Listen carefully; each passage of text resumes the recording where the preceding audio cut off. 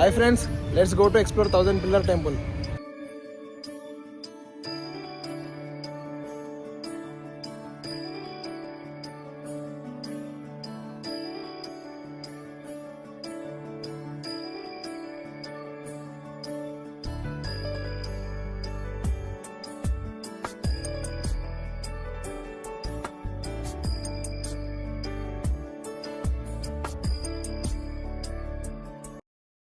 Good morning, madam. We have came to Thousand Pillar Temple on regarding of our project. I will introduce my team members. Myself, I am Roshan Chaudhary. Now we are exploring Thousand Pillar Temple and this is Yashwant Reddy. I am Sujit.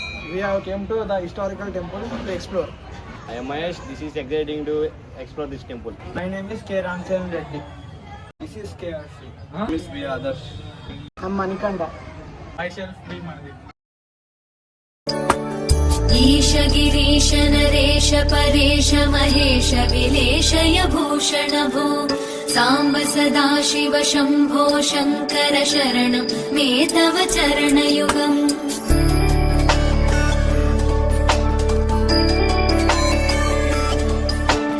उमया Divya सुमङ्गल विग्रहया लिङ्गित वामाङ्ग विभो साम्ब सदा शिव शम्भो शङ्कर शरणं मे तव चरणयुगम् दूरीकुरु मामज्ञमनाथं दूरीकुरु मे दुरितं भो साम्ब सदा शिव शम्भो शङ्कर शरणं मे तव चरणयुगम् शिवाय नमो शिवाय नमः शिवाय नमो नमः शिवाय शिवाय नमो शिवाय नमः शिवाय नमो नमः शिवाय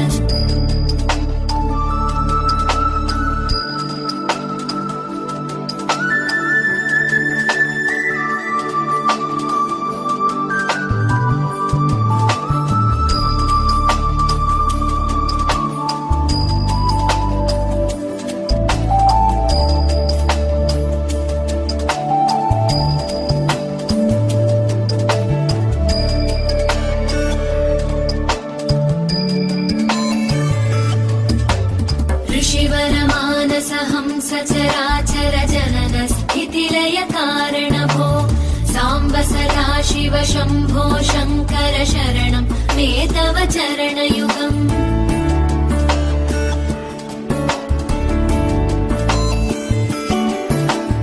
अन्तःकरण विशुद्धिं भक्तिं च त्वयि सतीं प्रदेहि विभो साम्ब सदा शिव शम्भो शङ्कर शरणं मे तव चरणयुगम् करुणावरुणालय मयि दास उदासस्तवोचितो नहि भो साम्ब सदा शिव शम्भो शङ्कर शरणं मे तव चरणयुगम् शिवाय नमो शिवाय नमः शिवाय नमो नमः शिवाय शिवाय नमो शिवाय नमः शिवाय नमो नमः शिवाय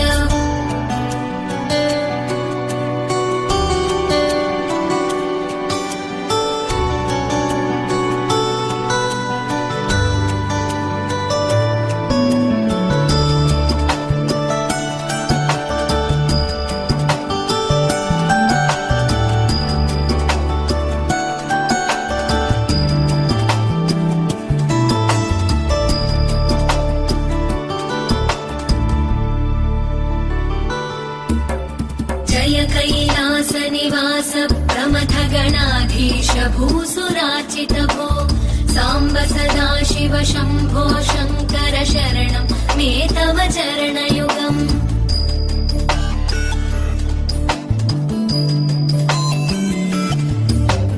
झनुतक झङ्किणु झनुतक्किटकक शब्दैकटसि महानट भो साम्ब सदा शिव शम्भो शङ्कर शरणं मे तव चरणयुगम् धर्मस्थापन दक्ष द्रक्ष गुरो दक्ष यज्ञ शिक्षक भो साम्ब सदा शिव शम्भो शङ्कर शरणं मे तव चरणयुगम् शिवाय नमो शिवाय नमः शिवाय नमो नमः शिवाय शिवाय नमो शिवाय नमः शिवाय नमो नमः शिवाय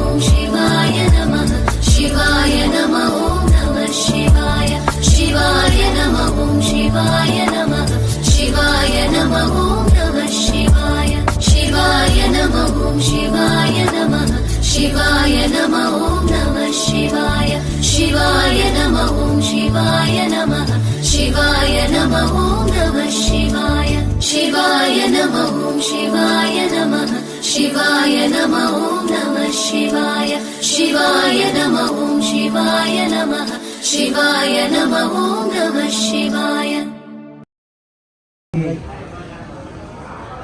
చారిత్రక రుద్రేశ్వర స్వామి వెయ్యి స్తంభాల దేవాలయం 1160 లోపల కాకతీయ రుద్రదేవ మహారాజు నిర్మించినటువంటి దేవాలయం ఇది దాదాపు 70 సంవత్సరాలు అయింది నిర్మాణం చేయడానికి. ఇక్కడ కాకతీయులు మొదటి ప్రోలరాజు, తర్వాత ద్వితీయ ప్రోలరాజు, తర్వాత ప్రతాపరుద్రుడు, రుద్రమాదేవి ఇలాంటి 5 రాజులు ఈ కాకతీయ రాజధాని పరిపాలించారు. తర్వాత ఈ దేవాలయంలో వాళ్ళు పునః నిర్మాణం చేసిన తర్వాత ముఖ్యంగా త్రికుటాలయంగా నామకరణం చేశారు. ఇక్కడ శివుని పేరు రుద్రేశ్వర స్వామి, మనకు ఎదురుగా కనపడేది విష్ణు ఆలయము, ఈ పక్కన కనపడేటువంటిది సూర్య ఆలయం. ఈ త్రికుటాలయంగా నామకరణం చేసిన తర్వాత కాకతీయులు జీవించిన సందర్భం లోపలే కాకతీయ పరిపాలనపై, కాకతీయ సామ్రాజ్యంపై అల్లావుద్దీన్ ఖిల్జీ, మాలికాఫర్, ఢిల్లీ సుల్తాన్లు వచ్చి దాడి చేసి ఎందుకంటే ఈ రాజుల మధ్యలో జరిగినటువంటి ఘర్షణ కాబట్టి ఈ సంస్థాన్ని, ఈ కాకతీయ సంబంధించిన సామ్రాజ్యాన్ని ధ్వంసం చేయాలని చెప్పి ఒక భావనతోని ఈ యొక్క ఆ తుష్కరులు వచ్చి ఇక్కడ మొత్తం దేవాలయం అంతా కూడా ధ్వంసం చేయడం జరిగింది. శివుడిని మాత్రం, శివ విగ్రహాన్ని, రుద్రేశ్వర విగ్రహాన్ని మాత్రం ముట్టుకోలేదు. తర్వాత దేవాలయం అంతా ధ్వంసం చేశారు. విష్ణుమూర్తి, సూర్యనారాయణ విగ్రహాలు, పంచలోహ విగ్రహాలు ఉండేది. ఈ పంచలోహ విగ్రహాలను కూడా ఎత్తుకపోతూ, ఇప్పుడు బంగారానికైతే ఏ ధర అయితే పలుకుతున్నదో అప్పుడు పంచలోహ విగ్రహాలకు ఆ విధమైనటువంటి రేటు ఉండేవి. ఆ విధంగా విగ్రహాలు ఎత్తుకపోవడం జరిగింది, ధ్వంసం చేయడం జరిగింది. తర్వాత 1000 సంవత్సరాల క్రితము బ్రిటిష్ కాలం లోపల 1000 ఎకరాల స్థలములో ఉన్నటువంటి ఉపదేవాలయాలన్నీ కలిపి 1000 స్తంభాల దేవాలయంగా నామకరణం చేసిన వారు ఎప్పుడు 160 సంవత్సరాల క్రితం ఆ నామకరణం చేసిన సందర్భంలో అప్పటి అదే విధమైనటువంటి నానుడి 1000 స్తంభాల గుడి అని చెప్పేసి అదే ప్రజల్లో పడిపోయింది. ఉన్నాయి 1000 స్తంభాలు ఉన్నాయి, ఒక 500 స్తంభాలు, ఎదురుగా ఒక 500 స్తంభాలు. అక్కడ విష్ణుమూర్తి ఉన్నప్పుడు కళ్యాణోత్సవం జరిగేది. అక్కడ ఆ కళ్యాణోత్సవం జరగడానికి ప్రతిరోజు నిత్య కళ్యాణం జరిగేది. అక్కడ దానికోసం కళ్యాణ మంటపం చేసుకున్నారు. ఒక 500 స్తంభాలు, చుట్టుపక్కల ఉన్నటువంటి దేవాలయం చుట్టూ పరిసర ప్రాంతాల్లో గుట్ట దగ్గర ఆ పక్కన ఉన్న దేవాలయాలు, చిన్న చిన్న దేవాలయాలు ఉంటే అవన్నీ కలిపితేనే 1000 స్తంభాల దేవి. ఒక 500 స్తంభాలుగా మనము ఇప్పుడు గుర్తించి కేంద్ర పురావస్తు శాఖ ఆధీనములో ఉన్నటువంటి దేవాలయం ఇక్కడ. ఈ దేవాలయాలు అదేవిధంగా ముఖ్యంగా జిట్టెడు ఆంజనేయ స్వామి ఉంటాడు, శిల్పికి జిట్టెడు ఆంజనేయ స్వామి. తర్వాత మనకు మూలం ఉంటుంది, అంటే వాళ్ళ రాజానబాహులు. ఒక దేవుడు శివునికి పూజ చేయాలంటే మామూలుగా ఆ గద్దెలెక్కి పోసేవారు. ఇప్పుడు అట్లా కాదు, స్టూలెక్కి పూజ చేయాల్సి ఉంటుంది మీరు, అంతే వాళ్ళ రాజానబాహులు కింద లెక్క. ఆ విధంగా మెట్లు కూడా ఆ విధంగా ఏర్పాటు చేసుకున్నారు అన్నట్టు. ఆ రుద్రేశ్వరునికి అక్కడ ప్రతిష్ఠించినటువంటి రుద్రేశ్వర స్వామిని 1000 సంవత్సరాల క్రితం 1000 మంది వేద పండితుల ఆధ్వర్యం లోపల అది ప్రతిష్ఠ గావించినటువంటి దేవాలయం. ఆ శివుని పేరు రుద్రేశ్వర స్వామి. రుద్రునికి అనుగ్రహం వచ్చినా తట్టుకునే శక్తి లేదు కనుకనే శివాలయానికి ఎదురుగా సూర్య భగవాన్ని ప్రతిష్ఠించారు. సహజంగా ప్రతి శివాలయం లోపల శివుడికి ఎదురుగా నందీశ్వరుడు ఉంటాడు, కానీ ఇక్కడ శివుడికి ఎదురుగా సూర్య భగవాన్ ఉన్నాడు. ప్రతి ఉదయం 6:30 గంటలకు సూర్యుడు ఉదయించే సమయం లోపల ఇటుపక్కన చిన్న చిన్న రంధ్రాలు చెప్పుకున్నారు. ఆ రంధ్రాల నుంచి స్వామివారి మీద ఆ సూర్యకిరణాలు పడుతుంటాయి అన్నమాట. అదేవిధంగా ఇక్కడ హరిహర వేదాలు అనేది లేకుండా దేవాలయ నిర్మాణం జరిగింది. అదేవిధంగా మేము పూజలు కూడా నిర్వర్తిస్తాం. అందుకోసమే విష్ణుమూర్తికి ఎదురుగా నందీశ్వరుడు పెట్టించారు.